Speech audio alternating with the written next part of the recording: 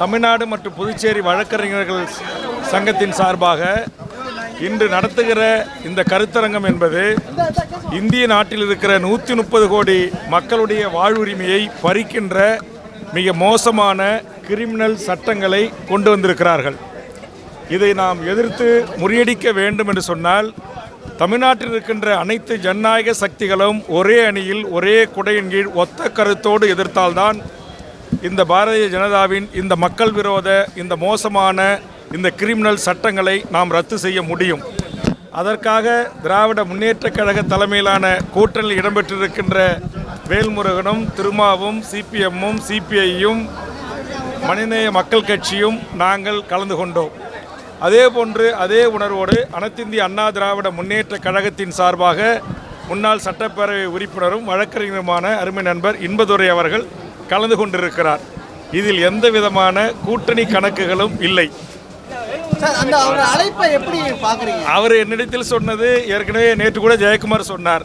கடந்த காலத்தில் அதிமுக ஆட்சிக்கு வருகின்ற போது நான் ஆதரித்தேன், நாடாளுமன்ற தேர்தலை நான் ஆதரித்தேன். அப்போது அதிமுக 2லும் வெற்றி பெற்றது. இப்போது திமுகவை ஆதரித்து திமுக கூட்டணியில் இருக்கிறேன். நீ ஆதரித்து திமுக தலைமையிலான கூட்டணி 4 தேர்தலிலும் வெற்றி பெற்றிருக்கிறது. அதனால் வேல்முருகன் இருக்கிற இடம் வெற்றி பெறுகின்ற இடமாக இருக்கிறது என்று அவர் பொடி வைத்து பேசினார். அது அவர் என்ன வைத்து பேசினாரோ எனக்கு தெரியாது. நான் இந்த நிமிடம் வரையிலும் திராவிட முன்னேற்ற கழகத்தின் தலைமையிலான மாண்புமிகு தமிழ்நாடு முதலமைச்சர் அண்ணன் தளபதி அவர்கள் தலைமையிலான இந்த கூட்டணியில் இடம்பெற்றிருக்கிறேன். ஆனால் மக்கள் சார்ந்த விடயங்களில் எனக்கு திமுக அரசின் மீது மாற்று கருத்துக்கள் இருக்கிறது. ஆனால் நீங்கள் இருக்கக்கூடிய மேடையிலே இன்பதுரை அழைப்புக்கு திரும்ப அவர்கள் பதில் கொடுத்திருந்தாரு.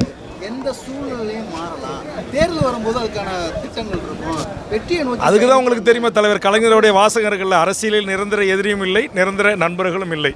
அது தேர்தல் காலகட்டத்தில் தேர்தலுக்கும் ஒரு சில நாட்களுக்கு முன்பாக அல்லது ஒரு சில மாதங்களுக்கு முன்பாக கூட்டணிகளை குறித்து தலைவர்கள் பேசுவார்கள், கட்சி தலைவர்கள் பேசுவார்கள்.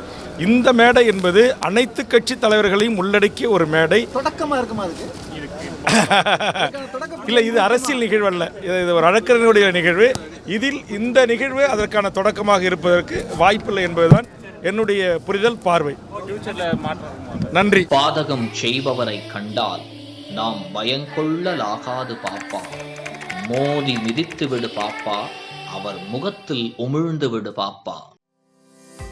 அண்மை செய்திகளை உடனுக்குடன் தெரிந்து கொள்ள இணைந்திருங்கள் இயம்நாடு தொலைக்காட்சியுடன்.